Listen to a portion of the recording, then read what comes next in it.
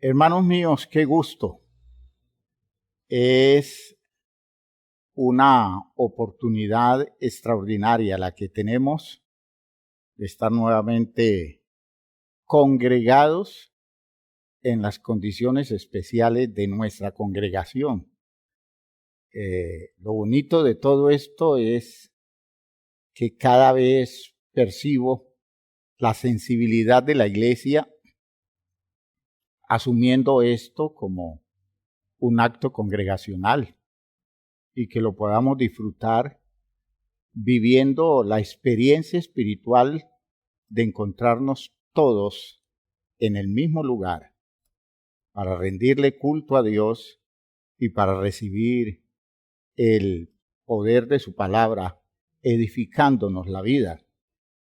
Le agradezco a Dios, entonces, el saber que hago parte de esta congregación y que estoy reunido con ustedes porque siento profundamente la influencia espiritual de ustedes, sus oraciones, y eso se los agradezco por todos los líderes de la iglesia, por todos los pastores, que puedan ellos manejar las cosas en este tiempo con la sabiduría que se requiere, con las posturas ideales, con todas las acciones que corresponden a una situación especial, muy especial. Y no es especial por el suceso que se está dando, es especial porque estamos viviendo a Dios de una manera que no lo habíamos vivido. Y en ese sentido, entonces, digamos que Dios nos ha privilegiado esta oportunidad y nos ha hecho partícipes de un aspecto de su grandeza que hoy podemos decir es maravilloso. Así que, hermanos míos, vamos a iniciar esta enseñanza dominical poniéndonos todos de pie y haciendo una oración, entendiendo que Dios está aquí, entendiendo que Dios está con nosotros, que Dios está dirigiendo las vidas de todos, está tocando áreas sensibles de la vida de cada uno de los creyentes y que Dios con esto que nos va a dar hoy nos va a salvar mucho más de lo que hasta ahora lo ha hecho. Padre eterno, te damos gracias por el día de hoy. Te damos gracias porque nos estás guardando y estás dirigiendo todas las cosas para la mejor edificación de tu pueblo. Te agradezco, Señor, la vida de mis hermanos y los partícipes de esta jornada dominical. Cada uno de ellos, Señor, en su experiencia particular, en sus vivencias. Te agradezco la forma como los has dirigido, manteniéndolos en ese territorio de tu protección y de tu ayuda. Te agradezco la manera particular que tienes de tratar con la iglesia, de ayudar a la iglesia a entender mejor las cosas que le corresponde vivir. Y te agradezco la oportunidad que tenemos de ser afectados por tu palabra en esta mañana. Gracias por las condiciones de cada uno de mis hermanos en su búsqueda de todo aquello que viene de ti. Gracias, Señor, porque tienes un trato personal. Eso es lo grande de ti, Señor. Tratas personalmente a cada uno y a cada uno le aportas razones suficientes para que al continuar adelante puedan ir encontrando caminos de solución a las situaciones de sus vidas. Gracias, Señor, en general por la iglesia y gracias por esta hora en que nos exponemos a tu palabra. En el nombre glorioso de Jesús el Señor. Amén. Amén. Siéntense, hermanos, por favor. En la enseñanza dominical del día de hoy, deseo abrir la mente de la iglesia hacia los propósitos definitivos de Dios con nosotros los creyentes. Necesitamos echar mano de nuestro conocimiento. Necesitamos entender por qué nosotros en la fe apostólica estamos afincados en donde estamos. ¿Por qué razón, viviendo lo que nos toque vivir en este momento, nosotros tenemos un gozo especial que nos sostiene? Alrededor de nuestra existencia como iglesia hay unas claridades enormes que desearía que de ellas toda la iglesia participara. Los miembros de nuestras congregaciones en todos los lugares del mundo donde nos encontremos y todas las personas simpatizantes que se están acercando a nuestro medio espiritual. Cuánto desearía que esto calara profundamente y pudieran entender la grandeza de esta verdad incomparable a la que Dios nos ha llamado, que se define como evangelio porque es una excelente noticia la que nos ha llegado y nos ha cambiado la vida, y nos ha puesto a pensar y a vivir de una manera totalmente distinta. En la carta que escribe el apóstol Pedro, o la carta atribuida al apóstol Pedro, la primera carta, en el capítulo 1, primera carta de Pedro, capítulo 1,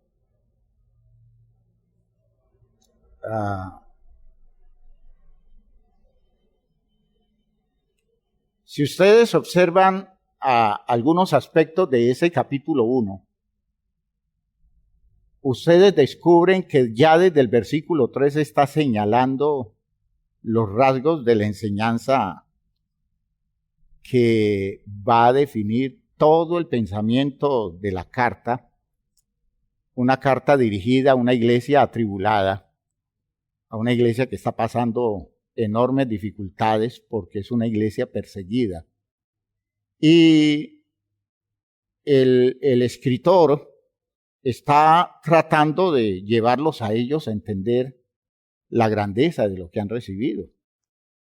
Yo creo que muy parecido a esa experiencia es la nuestra en el tiempo actual. No me refiero por la situación del coronavirus, sino por esta época donde hay como esos presagios apocalípticos de tanta gente que mira el desmoronamiento del medio físico en el que nos encontramos, la tierra en una decadencia enorme y las condiciones sociales, las condiciones económicas y políticas del mundo que no dan ninguna esperanza. A nosotros los cristianos, como dice allí mismo en la carta de Pedro, nosotros no debemos sorprendernos por ese tipo de condiciones. Les dice a ellos en su experiencia, por el fuego de prueba que os ha sobrevenido, como si alguna cosa extraña estuviera aconteciendo. Realmente en la visión espiritual nuestra, las cosas se están dando de una manera semejante por la forma como nosotros tenemos que entender que nuestra posición frente al mundo y frente a la vida no está marcada por todos esos aconteceres sociales, todos esos aconteceres físicos, todas esas condiciones naturales que se están dando y que nos hacen presagiar cosas tremendas. No, esto se está moviendo por las razones poderosas de Dios, por la invitación que Dios nos hizo a través del Evangelio, por la claridad de esta verdad con la que Dios ha decidido cambiarnos totalmente el enfoque de nuestra existencia.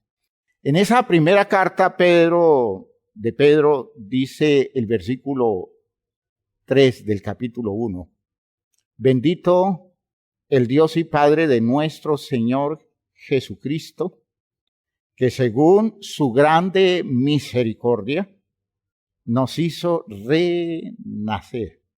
Sí, nos volvió a dar vida, nos hizo nacer de nuevo, renacer para una esperanza viva por la resurrección de Jesucristo de los muertos.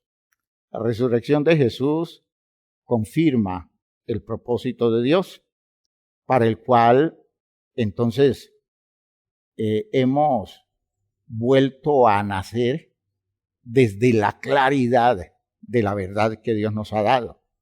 Y sigue diciendo el escritor, para una herencia incorruptible, incontaminada e inmarcesible, reservada en los cielos para vosotros, que sois guardados por el poder de Dios mediante la fe para alcanzar la salvación que está preparada para ser manifestada en el tiempo postrero, en lo cual vosotros os alegráis, aunque ahora por un poco de tiempo, si es necesario, tengáis que ser afligidos en diversas pruebas, para que sometida a prueba vuestra fe, mucho más preciosa que el oro, el cual aunque perecedero se prueba con fuego, sea hallada en alabanza, gloria y honra, cuando sea manifestado Jesucristo, a quien amáis sin haberle visto, en quien creyendo, aunque ahora no lo veáis, os alegráis con gozo inefable y glorioso, obteniendo el fin de vuestra fe, que es la salvación de vuestras almas. Qué texto, ¿no? Qué texto tan maravilloso.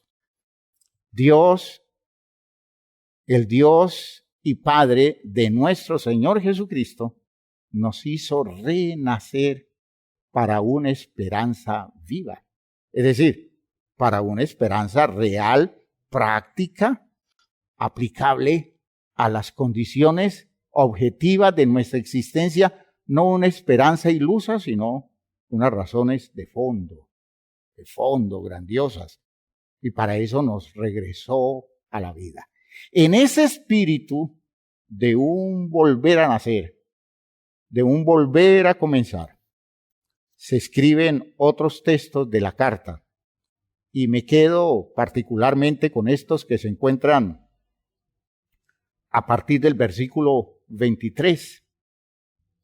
El versículo 23 del capítulo 1 de la primera carta de Pedro habla de esa idea de ser renacidos, es decir, regenerados, vueltos a nacer, entendiendo que para cierta forma de vida hemos tenido que morir y tener la oportunidad de levantarnos a otra manera de vivir, a otra manera de entender la vida, que en la práctica se evidenció por la resurrección de Jesucristo de entre los muertos, demostrándonos que sí es posible volver a vivir, no en la fe solamente, sino en la práctica real, que una persona después de que se muere puede, al dejar su condición física en la tumba o en el polvo, de allí se puede levantar a vivir una experiencia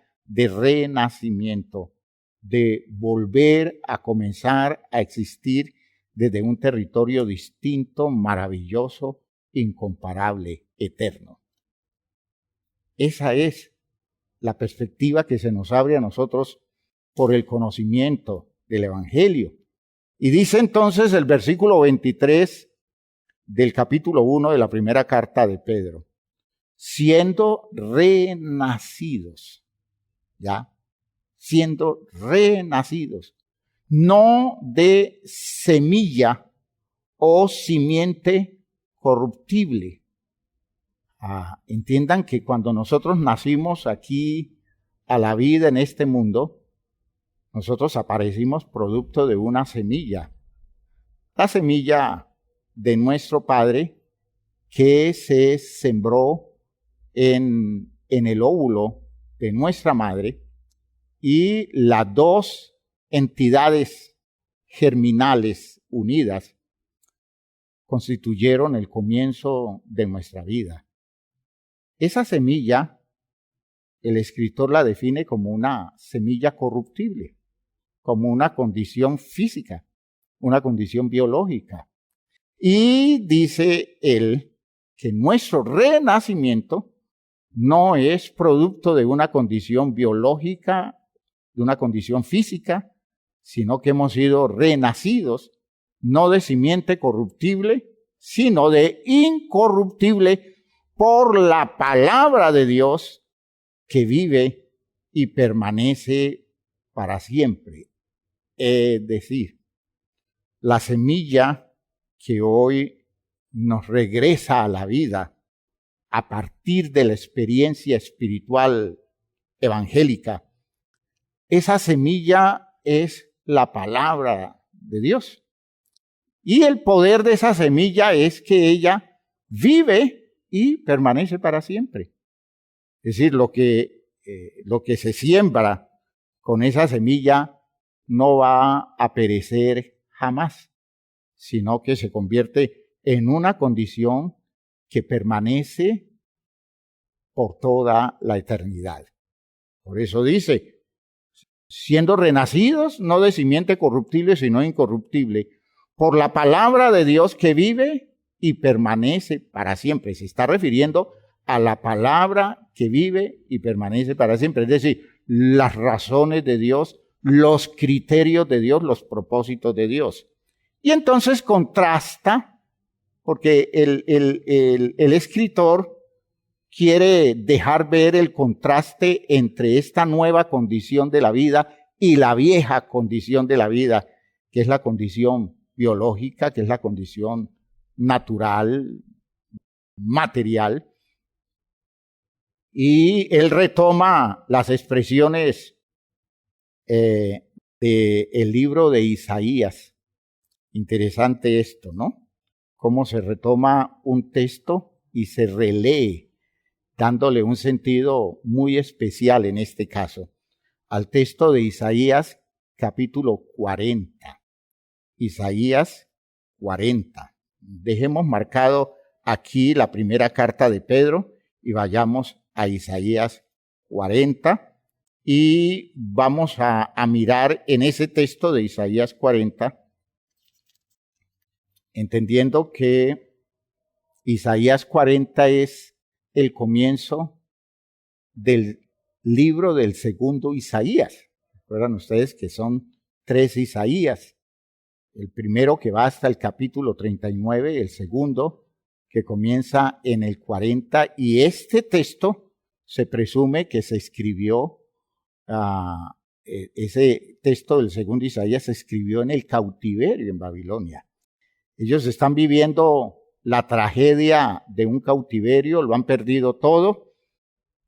La tierra de Palestina está abandonada, el templo destruido, Jerusalén destruida, y ellos en esa condición no ven ninguna esperanza para su futuro, no ven ningún mañana que les resulte favorable, pero aquí viene la palabra profética que les despierta a ellos la visión de una renovación, de una posibilidad distinta en medio de sus grandes pérdidas, metidos en las condiciones de dominación por una fuerza poderosa, un imperio terrible, el imperio babilónico, posteriormente el imperio persa, que se convirtió en toda una fuerza subyugante.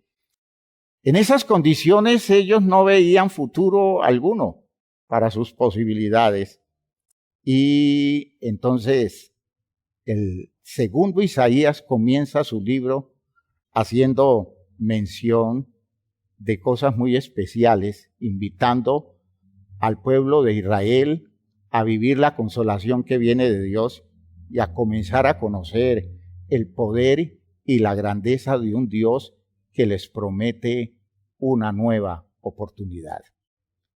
Y fíjense ustedes, ese clamor de angustia del pueblo escuchado por Dios se expresa en el bello poema, porque es un poema maravilloso, el texto del segundo Isaías.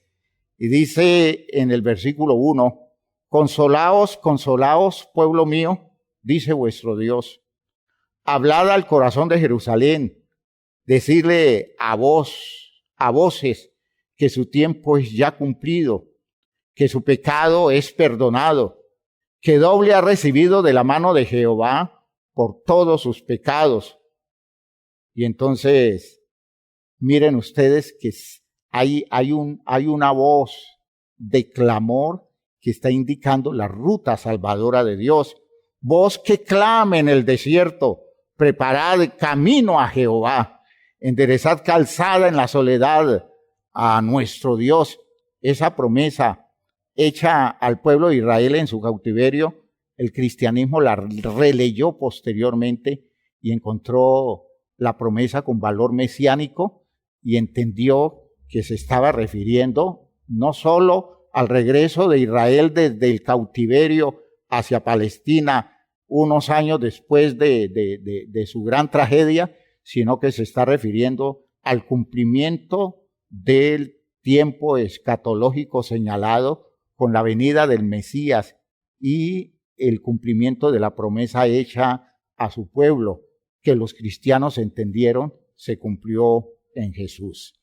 Y dice, todo valle sea alzado y bájese todo monte y collado, es decir, que desaparezcan las dificultades del camino para regresar a la tierra prometida, y lo torcido se enderece y lo áspero se allane.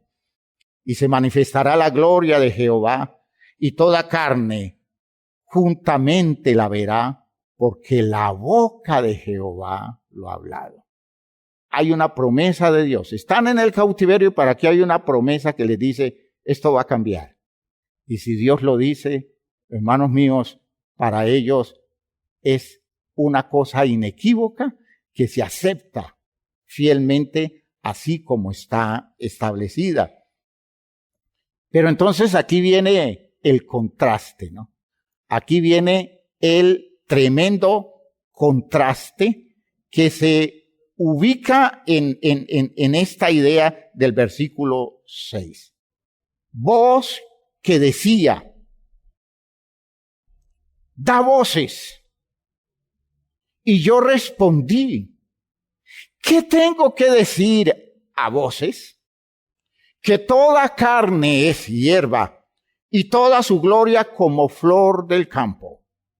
La hierba se seca y la flor se marchita, porque el viento de Jehová sopla en ella. Ciertamente como hierba es el pueblo.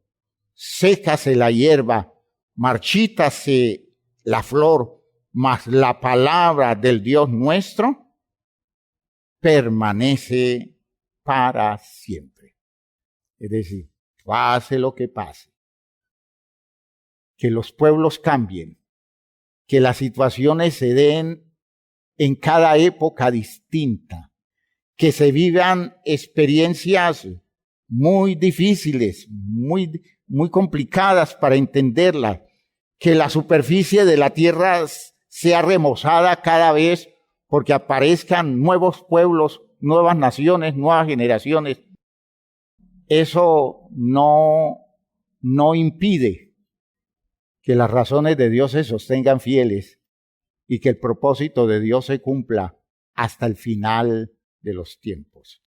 En otras palabras, la promesa de Dios para este pueblo que tiene que regresar del cautiverio no se reduce simplemente a decirles es que yo los voy a sacar del cautiverio y les voy a dar nuevamente su tierra, sino que este texto les está invitando a entender que no es la gloria de ellos, que no son las posibilidades exitosas de su vida física, porque Dios tiene propósitos más grandes, propósitos que no se diluyen con la historia, propósitos que no se tienen que renovar en función de que los seres humanos hoy están y mañana no están.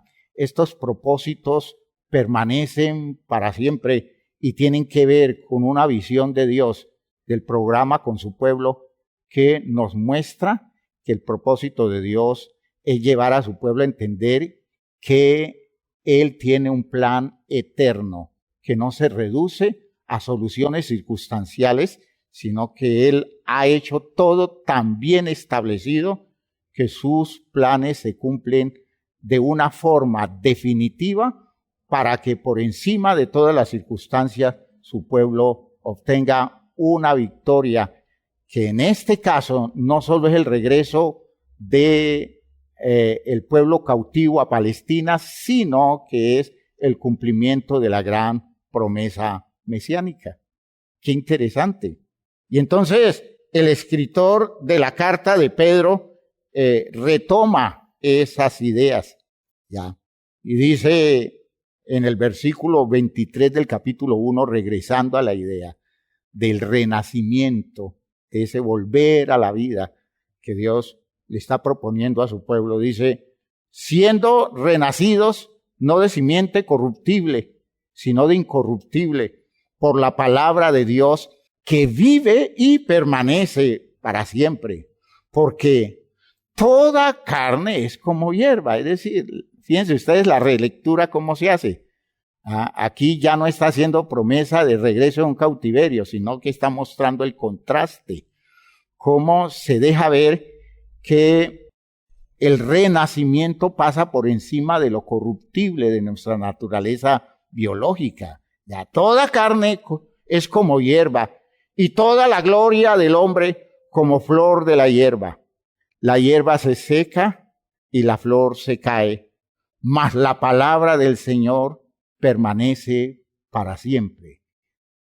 El escritor aplica eso y lo coloca en la perspectiva de la gran promesa de Dios a través de la resurrección de Jesucristo, y dice, y esta es la palabra que por el Evangelio os ha sido anunciada. Y entonces hace una invitación, desechando pues toda malicia, todo engaño, hipocresía, envidias y todas las detracciones. Desead como niños recién nacidos la leche espiritual no adulterada, para que por ella crezcáis para salvación, si es que habéis gustado la benignidad del Señor.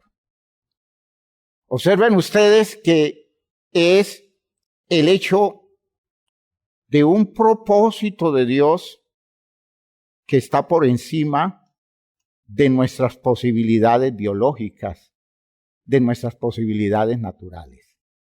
Dios tiene un plan, Dios tiene un programa. Voy a decirlo en estos términos. Dios tuvo desde siempre un propósito, que Pablo lo define en esa carta a los Efesios, en el capítulo 3. Dice él, propósito eterno, un propósito de carácter eterno. Dios se trazó un plan desde la eternidad que marcó todo un programa que incluyó su acción en relación con toda la creación que Dios hizo. Y ese propósito eterno tenía que ver con el hecho de que ciertas criaturas que Dios hizo o que Dios haría en su futura creación tendrían la oportunidad de superar su estado natural y renacer para convertirse en personas en quienes el propósito eterno de Él se cumpliera definitivamente. Por eso, cuando leemos en la carta a los Efesios, en el capítulo 1, comenzamos a entender cuánta claridad nos da Pablo o tiene Pablo de ese propósito de Dios. El propósito de Dios con nosotros, los seres humanos, es un propósito establecido mucho antes de que Él comenzara a crear las cosas que hizo. De modo que todo lo que acontezca en esta creación está presupuestado en el propósito eterno de Dios, propósito que hizo con nosotros los seres humanos. Dice en el texto de Efesios, en el capítulo 1, versículo 3, Pablo hace esta introducción en la misma forma que lo hace el escritor de la primera carta de Pedro. Bendito sea el Dios y Padre de nuestro Señor Jesucristo, dice aquí Pablo, que nos bendijo con toda bendición espiritual en los lugares celestiales en Cristo, según nos escogió en Él antes de la fundación del mundo, para que fuésemos santos y sin mancha delante de Él, en amor, habiéndonos predestinado para ser adoptados hijos suyos por medio de Jesucristo, según el puro afecto de su voluntad, para alabanza de la gloria de su gracia,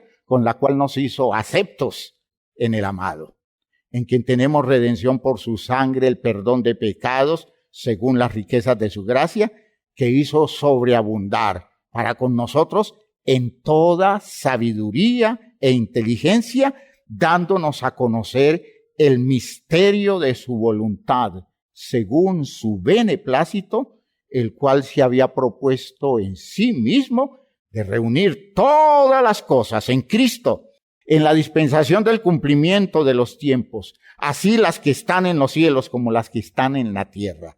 En Él, asimismo, tuvimos herencia, habiendo sido predestinados conforme al propósito que hace todas las cosas según el designio de su voluntad, a fin de que seamos para alabanza de su gloria. Nosotros, habla de los judíos, los que primeramente esperábamos en Cristo, en Él también vosotros, habiendo oído la palabra de verdad, los gentiles, el evangelio de vuestra salvación, y habiendo creído en Él, fuisteis sellados con el Espíritu Santo de la promesa, que es las arras de nuestra herencia, hasta la redención de la posesión adquirida para alabanza de su gloria.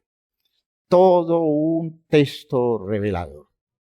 Por eso, en este proceso de escuelas dominicales, vamos a iniciar el análisis de un texto como este, entendiendo la propuesta que nos hace Dios en la carta de Pedro y que nos está indicando que el plan de Él es un plan muy particular, muy especial, un interés muy distinto de la idea religiosa común que nos permite descubrir que Dios nos ha colocado en este mundo con la posibilidad de comenzar de nuevo desde otra perspectiva las posibilidades de nuestra existencia.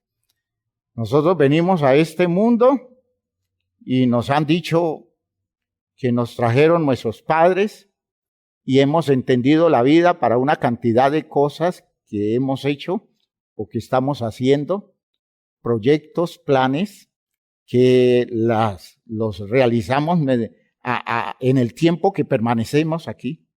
Hacemos cosas muy bonitas, desarrollamos cosas muy interesantes, pero llega la muerte y hasta allí termina todo el proyecto que nosotros estamos realizando. El mensaje de Dios es decirnos, es que cuando yo quise que ustedes existieran, lo que quería era que ustedes descubrieran que yo tengo un interés especial con la vida de ustedes, interés que está definido antes de la fundación del mundo, por el cual ustedes tengan la oportunidad de comenzar a vivir por razones que tengan la validez de mi propósito eterno. En otras palabras, Dios ha permitido que nosotros los seres humanos aparezcamos aquí en la tierra. Y es un hecho grandioso que aquí estamos. Desde el punto de vista científico es extraordinario el hecho de que nosotros estamos aquí. Hoy, conociendo todo lo de la ciencia como lo conocemos, decir que estamos en este mundo es una cosa privilegiada.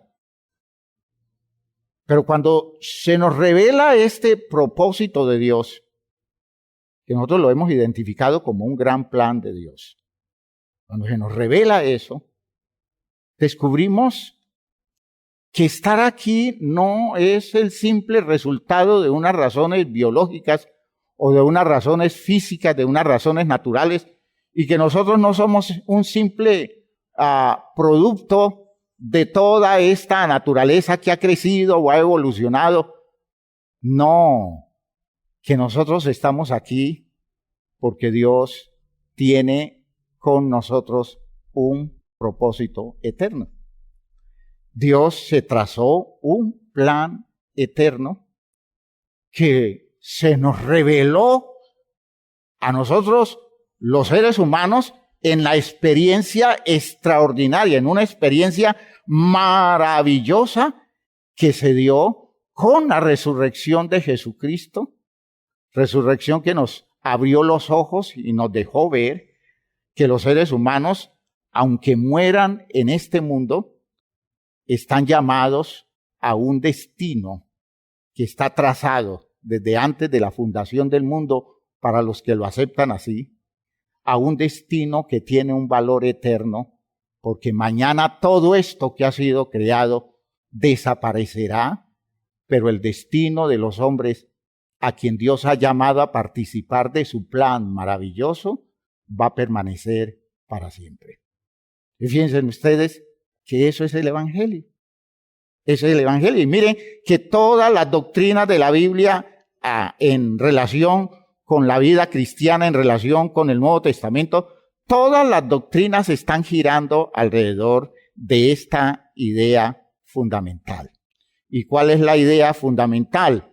Es que los seres humanos nacemos muy a lo natural, pero tenemos oportunidad de volver a nacer a otra dimensión, a otra perspectiva. Y que esa nueva dimensión es la que tiene un valor eterno. Entonces nosotros a eso le llamamos nuevo nacimiento, a eso le llamamos regeneración, a ese pensamiento nosotros le damos nombres como el hecho de morir para levantarnos de los muertos. El simbolismo lo expresamos a través de nuestro bautismo. Nuestro bautismo es el símbolo de alguien que se muere, pero que se levanta para tener una nueva manera de vivir, una nueva manera de entender la vida.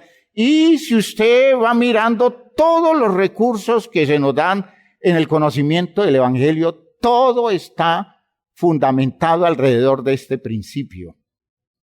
Esas criaturas que nacen como seres biológicos comunes y corrientes, que nacen del polvo, que nacen como las otras criaturas de este mundo, esos seres tienen de Dios un programa especial que los puede convertir en personas que vuelvan a nacer para una visión distinta de su propia vida, en quien se cumplan propósitos eternos para los cuales Dios los ha creado.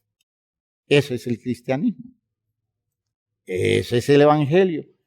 Esa es la vida de nosotros los creyentes. Por eso, entonces, comenzamos con esta idea que nos plantea aquí el apóstol Pablo. Dice, bendito sea el Dios y Padre, versículo 3 del capítulo 1 de Efesios.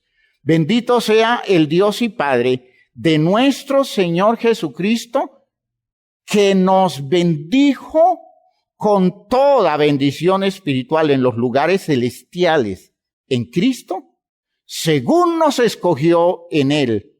Fíjense ustedes, una elección previa en alguien que se identifica como el Cristo, según nos escogió en Él antes de la fundación del mundo, para que fuésemos santos, es decir, apartados. Y no se está refiriendo en apartar unos hombres de otros hombres, porque el plan no es para unos hombres en especial, sino para todos los seres humanos. Por tanto, Dios a todos los seres humanos los creó para apartarlos para un propósito distinto del resto de la creación. Aleluya. Aleluya. Miren ustedes, dice, nos escogió en Él antes de la fundación del mundo para que fuésemos santos y sin mancha delante de Él. Es decir, que pudiéramos nosotros resistir en su presencia la dimensión perfecta de su santidad, las condiciones maravillosas de su estado puro. Y nos hizo a nosotros, creándonos del polvo de la tierra, nos hizo para un propósito que nos coloca a nosotros en la posibilidad de ser santo y sin mancha delante de Dios en un momento determinado del cumplimiento de su plan eterno. Y dice, esto tiene que ver con amor. Es decir, Dios nos amó cuando nos creó. Es decir, cuando Dios nos pensó de una forma amorosa y nos vio desde su ternura como seres que pudieran llegar a ser aptos para vivir con Él para siempre. Y estamos hablando de antes de la fundación del mundo. Aquí no estamos hablando de que Dios predestinó a este y a este no, hablando de seres humanos, no. Aquí está hablando es de Dios escogió una especie, eligió a una especie y no había hecho nada, no había creado nada y ya Dios determinó en su mente que existiera en un momento dado de su proceso de creación, de todo lo que Él creara, apareciera una especie con el derecho de llegar a estar con Él para siempre, disfrutando de su santidad y disfrutando de su presencia continua. En amor, dice Él, habiéndonos predestinado, ¿para qué? Y este es el gran propósito, para ser adoptados, hijos suyos, por medio de Jesucristo, según el puro afecto de su voluntad. Eso fue lo que Él quiso hacer, eso le nació hacer. ¿Cuándo? Antes de que todo existiera, Él había ya decidido para dónde iba su plan, para dónde iba su propósito. Y de antemano definió un destino para estas criaturas. En amor, habiéndonos predestinados para ser adoptados hijos suyos por medio de Jesucristo, según el puro afecto de su voluntad, para alabanza de la gloria de su gracia, con la cual nos hizo aceptos, es decir, nos hizo aptos para llegar a ser la medida ideal de su plan dispuesto. Aleluya.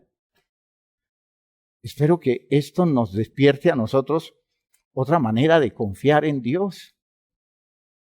Porque a veces nos dejamos atormentar mucho de las circunstancias y no es posible que si hay un Dios que ha hecho un programa desde la eternidad con nosotros los seres humanos y lo ha hecho definido de una manera tan precisa y lo ha hecho tan claro que aún después de muchos millones y millones de años que han pasado desde el comienzo de la creación, que nosotros podamos decir que el propósito de Dios se mantiene firme, porque es una palabra eterna, en donde todas las cosas se van a suceder, van a estar y van a dejar de estar, van a vivir y luego se van a morir, van a realizar su función, luego desaparecerán totalmente, pero su propósito eterno nunca irá a desaparecer.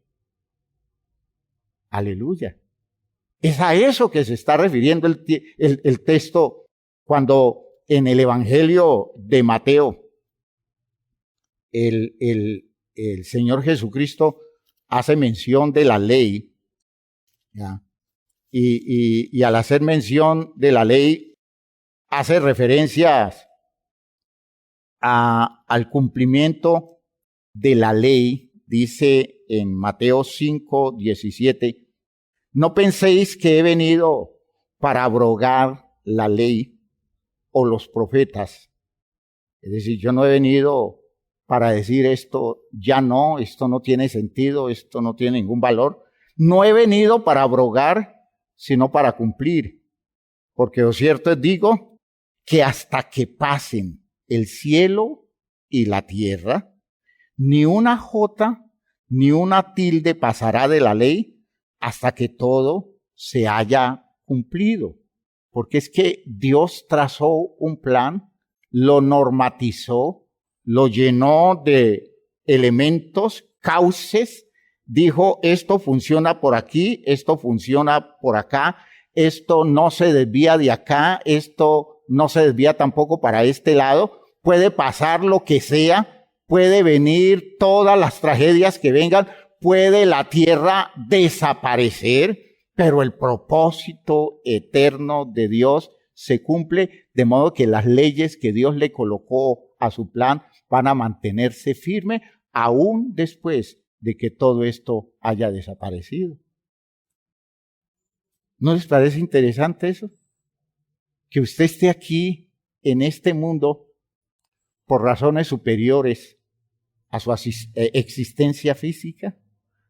¿No le parece a usted extraordinario que usted pueda decir que usted vive no para que se cumplan en ustedes estas condiciones que en la biología suya se dan? Porque si de eso depende, hermanos míos, la vida nuestra es nada.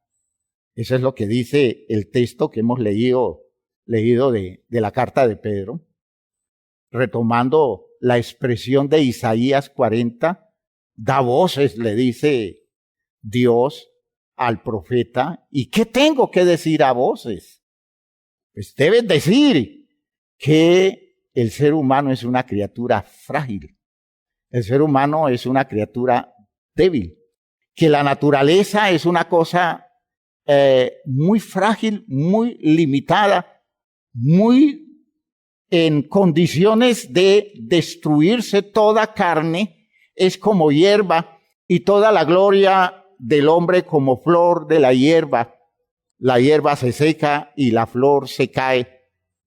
Pero, aunque eso suceda, aunque la vida biológica desaparezca de esa forma, la palabra que está detrás, sosteniendo la vida de un hombre, a quien Dios le ha hecho un plan eterno, una promesa de valor eterno, esa palabra se sostiene de modo que aunque la vida biológica desaparezca, ese hombre tiene derechos que tienen valor eterno, porque eso se va a cumplir más allá de sus propias condiciones biológicas de la vida. Por eso dice, mas la palabra del Señor permanece para siempre, y esta es la palabra que por el Evangelio, esta es la buena noticia que el Evangelio nos ha dado. ¿Y cuál es esa buena noticia?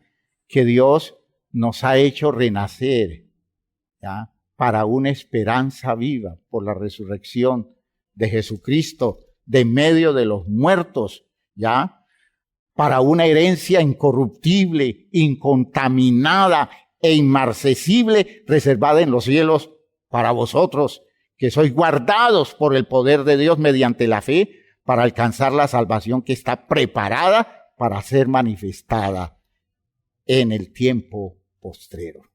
Aleluya. Aleluya. Entiendan, esta es la vida cristiana. La vida cristiana es un renacer, es un volver a vivir, es un descubrir que para ciertas expectativas estamos muertos, y bien muertos, porque hermanos míos, si las tenemos muy fuertes, si las hemos elaborado muy sólidas, llegará el día en que eso no resiste el tiempo. De modo que para todas nuestras expectativas en el mundo, nosotros estamos muertos, pero Dios nos creó para renacer. Aleluya. Dios nos creó para levantarnos de esa muerte y poder hacerlo ahora por la fe, antes de que lo físico desaparezca, poder construir una visión alternativa que me dé a mí y que le dé a usted derecho a mirarse no desde la perspectiva de su nacimiento biológico que va hasta la tumba, sino desde la perspectiva de un propósito eterno de Dios, que a partir de ese renacimiento comienza a tomar cuerpo y usted se va convirtiendo en una persona no para unos cuantos años, sino que va a estar reservado para vivir eternamente en la presencia de Dios como un hijo de Él, porque eso fue lo que Él originalmente se propuso cuando en ese tiempo decidió que usted existiera. Gloria a Dios. Estoy tratando de decir esto de la forma más sencilla que se pueda decir, porque yo sí quiero que a la iglesia nuestra se le cambien los enfoques. Nuestro pueblo comience a elaborar otra cosa. Es muy triste que nosotros estemos llevando la pesadumbre de todo el mundo y estemos agobiados por las cosas que todo el mundo agobia. Es muy triste que nosotros estemos acobardados frente al hecho biológico de la muerte al que estamos expuestos, ¿ya? Y no es porque seamos muy valientes, sino porque tenemos una cosa más grande para mirar, para esperar, para entender. Y si eso no está sucediendo ahora, estamos mal parados en la vida. Desde nuestra perspectiva cristiana no hemos entendido nada. Y por eso estamos expuestos a vivir la tragedia de todo el mundo. Cuando Dios nos llamó a entender que este plan tiene que hacer la diferencia desde todos los territorios de nuestra existencia y poder ir levantando en nosotros una estructura de vida a toda prueba que nos haga ver que lo que nos espera no hay nada que lo detenga. No hay nadie que lo impida. No hay biología que sea capaz de negárnoslo. No hay poder en esta creación suficientemente grande para decir que lo que Dios se propuso hacer desde antes de la fundación del mundo no se cumpla en usted y en mí si lo aceptamos y nos disponemos de todo corazón a vivir sostenidos por esta visión esperanzada de la vida. Hay mucho que decir al respecto, pero por ahora les pido que se queden con esa idea fundamental. ¿Ya? Es un programa que se presenta en la Biblia de muchas formas y podríamos hacer todos los análisis bíblicos para encajar todas las doctrinas de la Biblia en esta idea fundamental, porque esa fue la idea que movió el mensaje de los profetas, esa fue la idea que movió el ministerio de Jesús, esa fue la idea que entendió y que hizo de Pablo un hombre totalmente inspirado en la visión de la vida humana, de las posibilidades humanas.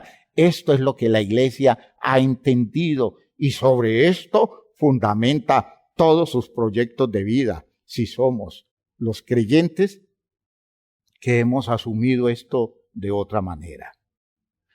A propósito, quiero mostrarles un texto muy especial a ese respecto, que se muestra en un corto poema, un poema que introduce el Evangelio de Juan, que se llama el prólogo del Evangelio de Juan, ¿ya?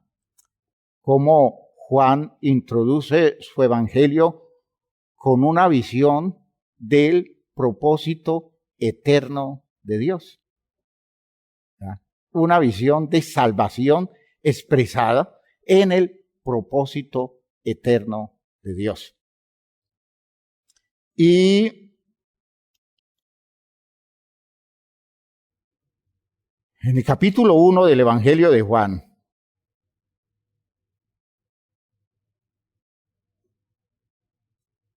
se está hablando de ese plan de Dios, y ese propósito de Dios se define con un nombre, el verbo o la palabra. Está hablando del propósito de Dios. Fíjese que el Evangelio no hace referencia a alguien, sino que lo introduce como dejando ver que es una palabra que Dios se había propuesto. Es decir, es un proyecto de Dios. Y se lo había propuesto desde antes de la fundación del mundo, de modo que cuando nada existía y solo estaba Dios, lo único que lo acompañaba a él era su propósito eterno, su plan. Esto es lo que Juan está diciendo. En el principio era el verbo. Cuando todo se iba a iniciar, ya el propósito de Dios estaba. Y el verbo era con Dios. Claro, ¿dónde estaba? Sino acompañando la decisión de Dios. Y el verbo era Dios, no era el ser de Dios, sino que provenía de Dios. Y eso es una idea interesante, porque sigue marcando el hecho de estar en relación con Dios. Este era en el principio con Dios. ¿Qué era lo que Dios se había dispuesto? Ese propósito eterno. ¿Y cuál es el propósito eterno? De que nosotros fuésemos santos y sin mancha delante de Él, en amor, habiéndonos predestinados para ser adoptados hijos suyos según el puro afecto de su voluntad. Su propósito era un interés especial por unos hijos, marcado por un plan que se define hijo de Dios, programa de Dios que tiene que ver con el interés de Dios de que ciertas criaturas que existirían aproximadamente unos 13.500 millones de años después de comenzar el universo. Oigan eso que estoy diciendo. Esas criaturas en un tiempo llegarán a convertirse en hijos suyos. Y los cristianos inspirados, los evangelistas, hombres teólogos de la fe cristiana del primer siglo lo entendieron también, que dijeron, esto nos mueve la vida, porque esto nos pone a nosotros en una posición en la que se demuestra que Dios ha puesto los ojos en nosotros los seres humanos y no podemos desaprovechar esta privilegiada oportunidad. Dice, hablando de ese propósito, por ese propósito o ese propósito hizo todas las cosas. Por Él fueron hechas todas las cosas y sin ese plan definitivo de Dios, nada de lo que ha sido hecho fue hecho. Y entonces en Él estaba la vida y la vida alumbraba las posibilidades de los hombres. Aleluya. La vida era la luz de los hombres. La luz en las tinieblas resplandece. ¿ya? En medio de las condiciones oscuras, en medio de las condiciones más difíciles, en medio de las experiencias más complicadas, en medio de las posibilidades más trágicas, la luz está allí mostrando un camino, señalando una ruta existencial, demostrando que de lo peor podemos salir y tenemos cómo salir porque Dios tiene un propósito eterno con nosotros. En Él estaba la vida y la vida era la luz de los hombres. La luz en las tinieblas resplandece y las tinieblas no prevalecieron contra ella. Todo pudo hacerse, todo quiso hacerse, todo se dispuso de pronto para obstruir que el propósito se cumpliera. Y hermanos míos, el propósito salió adelante porque a pesar de tantas cosas posibles donde pudimos perdernos, aún sin haber existido nosotros en el universo, Dios llevó todo a cabo de una forma tan perfecta que pasando por encima de las estrellas, de las galaxias, pasando por encima de todos los factores de muerte que representa este universo terrible, nosotros estemos aquí de pie, diciendo que fuimos capaces de pervivir, de sostenernos, para poder entender que Dios tiene un propósito eterno con la vida nuestra. Si las estrellas no nos mataron antes, si las estrellas no impidieron que nosotros existiéramos, hoy no existe nada, después de que ya estamos aquí, que nos diga que lo nuestro no va a ser posible, porque Dios demostró que todo pasa, las estrellas pasan, el cielo y la tierra pasan, pero su propósito nunca dejará de hacerse. Aleluya.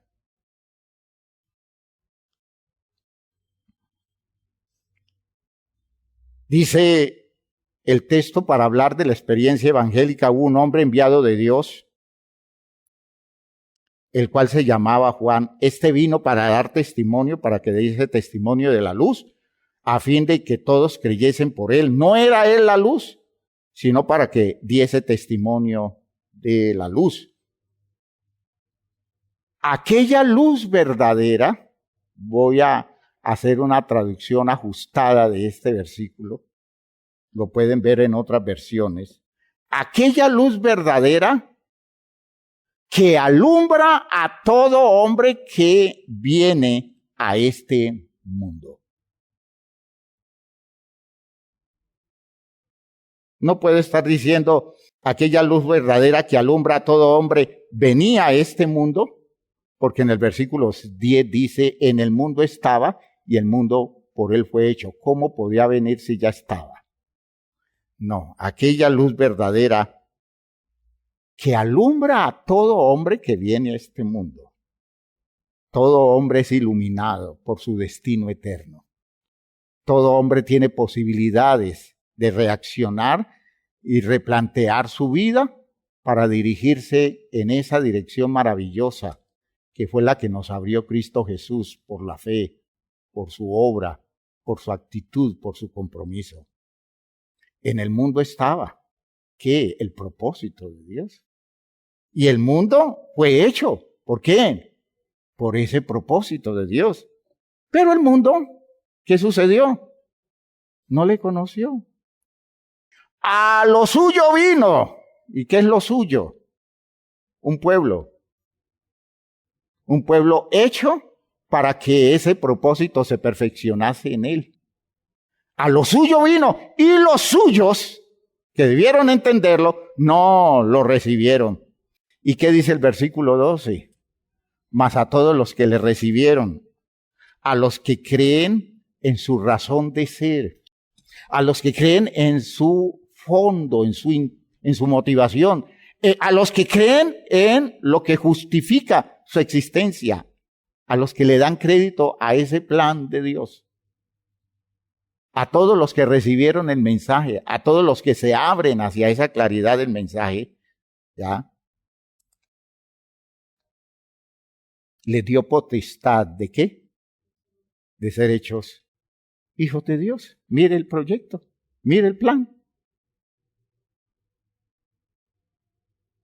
se nos dio oportunidad, se nos dio el derecho de ser hechos hijos de Dios porque hemos aceptado el presupuesto de algo que Dios dispuso para la raza humana antes de la fundación del mundo y que según Pablo en Efesios, Dios estaba cumpliendo en Cristo porque en Él nos hizo promesas y Dios nos hizo a nosotros capaces de recibir toda bendición espiritual en lugares celestiales que Dios nos había hecho previamente en Cristo Jesús. ¿Por qué? Porque Dios había dispuesto todo esto desde antes de la fundación del mundo. Entonces, ahora sí aparece la manifestación física del propósito. Ahora sí el propósito se hace a expresión humana en la identidad de un ser humano que vive en medio nuestro y que nos permite entender de una forma plena el propósito de Dios que se encarnó perfectamente en la vida de Él. Y aquel verbo, aquel propósito, aquel gran plan fue hecho carne. ¡Aleluya! Fue hecho carne y habitó entre nosotros, es decir, se convirtió en alguien con identidad humana, un ser humano donde el propósito eterno de Dios tuviera fiel realización. Y el verbo fue hecho carne y habitó entre nosotros y vimos su gloria. Gloria como del unigénito del Padre, es decir, del único plan de Dios, del único proyecto que tenía Dios, del único interés que tenía Dios por encima de todo lo que había creado.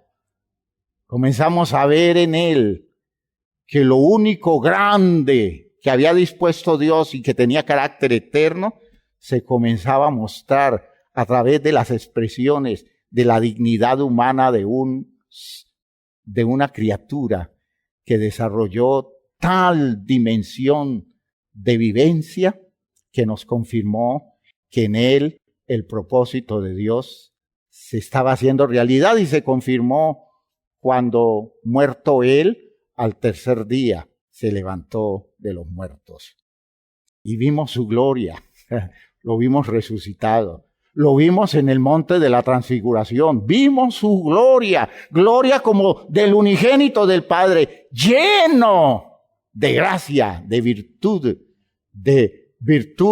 regalada por Dios, de condiciones excepcionales dadas por Dios y de verdad, porque no era un cuento, no era una referencia doctrinal, no era una idea religiosa, ahora es una persona humana donde todo se está haciendo real y auténtico. Y dice el texto, hablando de aquellos que lo recibieron y dan testimonio, dice en el versículo 13, dice, mas a todos los que le recibieron, versículo 12, a los que creen en su nombre, les dio potestad de ser hechos hijos de Dios, los cuales en vista de este propósito, no son engendrados de sangre, ni de voluntad de carne, ni de voluntad de varón, sino ¿de quién? De Dios. Voluntad de Dios.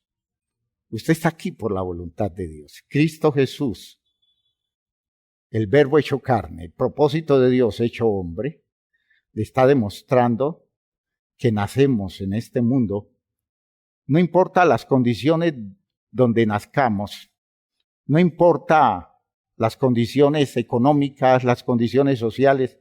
Jesús nació como alguien poco privilegiado. Jesús nació en condiciones muy deprimentes, pudiéramos decir. Y en Jesús se estaban perfeccionando las virtudes del propósito eterno de Dios. Y se confirmó, porque ese hombre murió y al tercer día resucitó y hoy vive y permanece para siempre. Y es la base de nuestra esperanza. Así que, hermanos, comience a asumir la postura de aquel en quien el propósito eterno de Dios se está cumpliendo. Cambie ese enfoque, cambie esa manera de ver las cosas y comience a darle cuerpo por la fe a esa estructura de un hijo de Dios a quien Dios llamó desde antes de la fundación del mundo y lo quiso colocar a la altura de su dignidad para adoptarlo como un ser que recibiera los honores de ser alguien que viviera cerca de él para siempre. Por eso lo estoy invitando a usted, la estoy invitando a usted a que abra su corazón a desarrollar la claridad de esta doctrina de la Iglesia. Vamos a seguir analizando en algunos detalles, pero me preocupa mucho que eso no haya adquirido cuerpo en nosotros. Esta situación es la oportunidad de perlas para desarrollar eso, para entender la vida nuestra desde la perspectiva de algo que esperamos en Dios y que Dios nos ayude a visualizar esto de una manera distinta, de una manera superior. Así que poco a poco iremos aclarando la idea, pero no para reducirla a unos conceptos, sino para construir una estructura de vida a la altura de Cristo, que se pueda decir de usted, y el Verbo fue hecho carne en él. El propósito eterno de Dios comenzó a manifestarse en su vida humana, en su vida biológica, en todas las circunstancias que vivió. Él pudo dejar ver que el propósito eterno de Dios se estaba cumpliendo en él, se estaba cumpliendo en ella. No sea inferior a este reto y no viva por debajo de estas posibilidades. Así que, entendiéndolo así, me gustaría que se pusieran de pie e hiciéramos una oración. Quiero hacer hincapié en un hecho, ¿no? Esto quiero que comencemos a manejarlo en detalle en muchos aspectos. Y espero que en eso me ayuden los pastores en cada lugar. Pero por favor, metámonos en esta idea bien, porque este es nuestro cristianismo. De otra forma no hemos entendido nada. Y si tiene dudas, tiene inquietudes al respecto, escríbanos y tenemos el deseo de ayudarlos a resolver esas inquietudes, si usted así lo dispone. Así que oremos, que Dios nos ayude y que Dios nos guíe a una auténtica fe en relación con su propósito eterno. Padre eterno, te doy gracias por todas las cosas buenas que nos das, por tus planes, por tu interés de llenar nuestros corazones de razones muy grandes para entender la vida. Ayúdanos a asimilar este principio existencial, espiritual, profundo, llamativo, que nos cambia totalmente los enfoques de nuestra estructura de creyentes. Ayúdanos, Señor, a interpretar este propósito tuyo de una manera justa y no diluirnos en el común, a dar la altura, a dar la medida del llamamiento que nos haces, a tener, Señor, esa capacidad para ubicarnos en esa perspectiva maravillosa de los creyentes que entienden que hay necesidad de comenzar a vivir ya no por las viejas razones de nuestra cultura humana, sino por las razones de la palabra, porque para esas razones hemos sido renacidos, para esa esperanza viva, porque Jesucristo resucitó de entre los muertos y nos da una visión clara de lo que viene para nosotros. Y podemos decir que hemos sido renacidos por esa palabra de verdad, palabra poderosa, por ese proyecto divino que se está cumpliendo en nosotros y que no nos deja avergonzados en medio de condiciones fallidas o en medio de condiciones frustrantes de este mundo, que podemos en medio de todas esas cosas sostenernos fieles, asumiendo que lo que tú has dispuesto eternamente para nosotros se va a cumplir con todo el rigor de la validez de tus razones. En el nombre glorioso de Jesucristo el Señor, te agradezco lo que haces y lo que harás en cada uno. Oh Señor, en cada vida, en cada condición existencial. Amén, amén, amén. Bien, mis hermanos, que Dios los ayude, que Dios los bendiga. A una recomendación definitiva, estamos en el momento crítico de la epidemia del coronavirus aquí en Colombia. Y yo les pido el favor a los creyentes, acaten la recomendación que se nos hace con la disciplina de un hijo de Dios, respetando el derecho que tienen los otros de privilegiar, sostener y guardar sus vidas, porque nosotros colaboramos. Quédese en la casa. No se esté moviendo detrás de cosas en forma irresponsable. Cumpla con los requisitos. Eso no quiere decir que nosotros estemos dependiendo de una esperanza de vida sometida a esto, sino que nosotros vivimos responsablemente en una sociedad que respetamos, que cuidamos, que Dios nos la dio como territorio patrimonial y nos movemos en ella cuidando lo que a nuestro alcance está cuidar. Que Dios nos ayude a ser correctos, a ser legales y a estar en lo que la norma nos pide que estemos. Dios les bendiga a todos.